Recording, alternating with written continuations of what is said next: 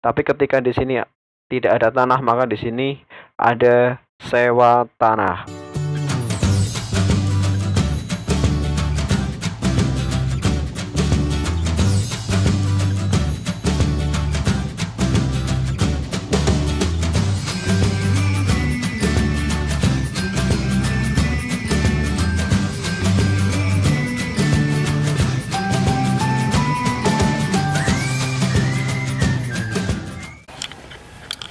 Baik, di part 2 ini saya akan menjelaskan tentang perhitungannya seperti apa dan bagaimana caranya, mulai dari investasi kemudian sampai dengan perhitungan setelah biaya produksi dan keuntungan dan sebagainya, sampai dengan pengembalian modal ya.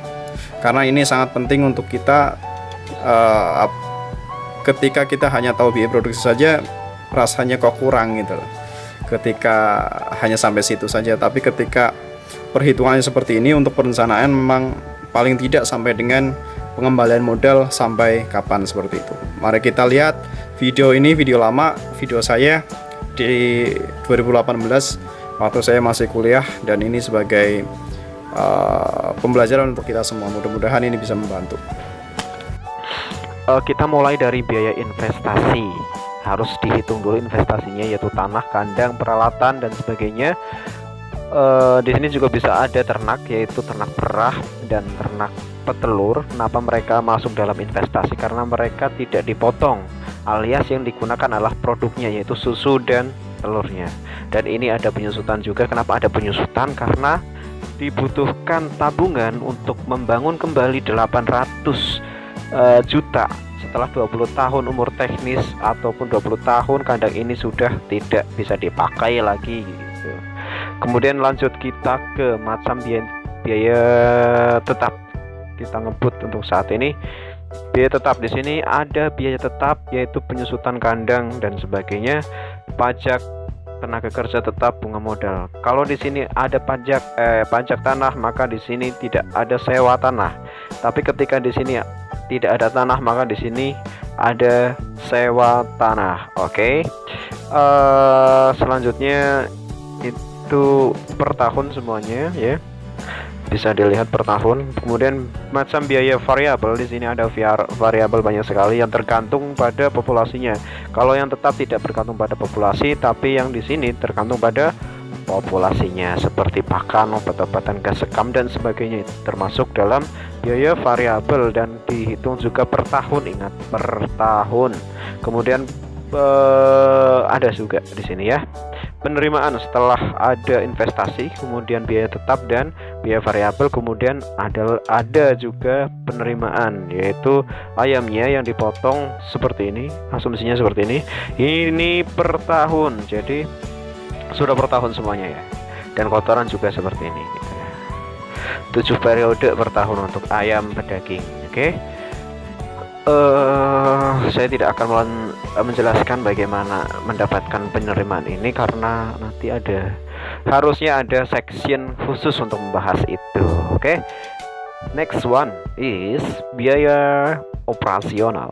Operasional ini didapatkan dari mana teman-teman? Operasional itu didapatkan dari biaya tetap ditambah biaya variabel. Udah itu aja ya, per tahun semuanya.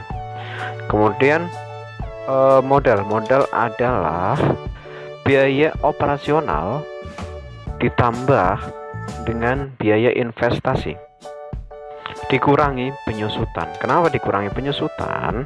Karena penyusutan hanya sebagai tabungan, artinya tidak dikeluarkan untuk membuat ataupun untuk produksi gitu ya.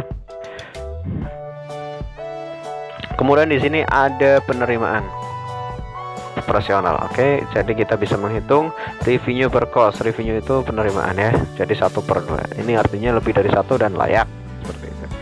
Kita akan singkat saja membahasnya.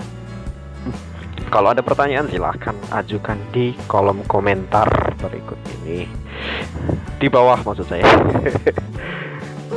PEP ada 2 nih, PEP produk dan PEP harga.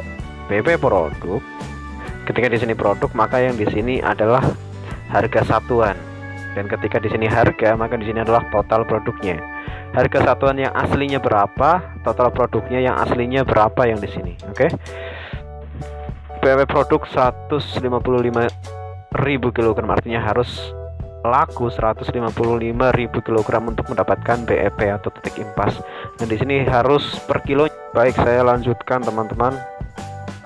Ada sedikit kendala. Oke, saya lanjutkan. Untuk BEP harga di sini adalah total produk 100.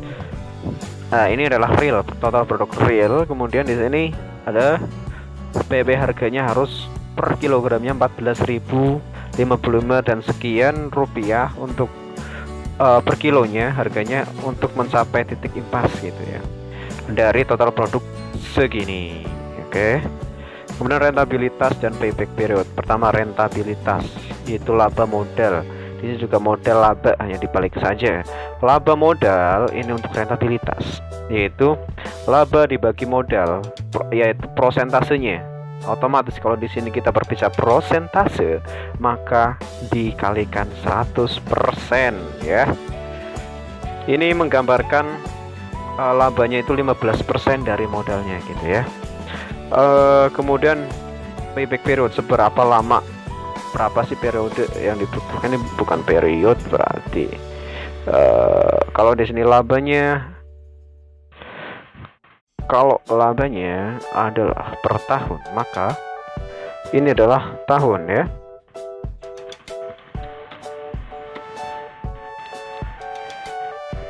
Tahun, karena labanya per tahun, ini juga modal gitu. Jadi per 6,44 tahun, hanya dibalik saja dari rentabilitas, yaitu modal dibagi laba. Baik, itu tadi adalah video untuk perhitungannya. Kemudian tadi kita juga sampai dengan perhitungan untuk payback period, BEP dan sebagainya. Walaupun lebih dari biaya produksi gitu ya, tidak hanya biaya produksi, mudah-mudahan itu menjadi tambahan berkah dan tambahan ilmu untuk kita semua. Untuk perhitungan saya rasa tidak cukup hanya dengan mendengarkan saja, kemudian kita juga harus melakukan praktek dalam perhitungannya. Karena ketika kita tidak praktek, maka kita tidak akan pernah bisa untuk melakukannya gitu ya. Baik, mungkin itu saja untuk video kali ini. Mudah-mudahan ini bermanfaat untuk kita semua, berkah untuk kita semua. Terima kasih atas perhatiannya. Salam cinta dari ujung kandang. Tetap semangat dan sukses selalu. Wassalamualaikum warahmatullahi wabarakatuh.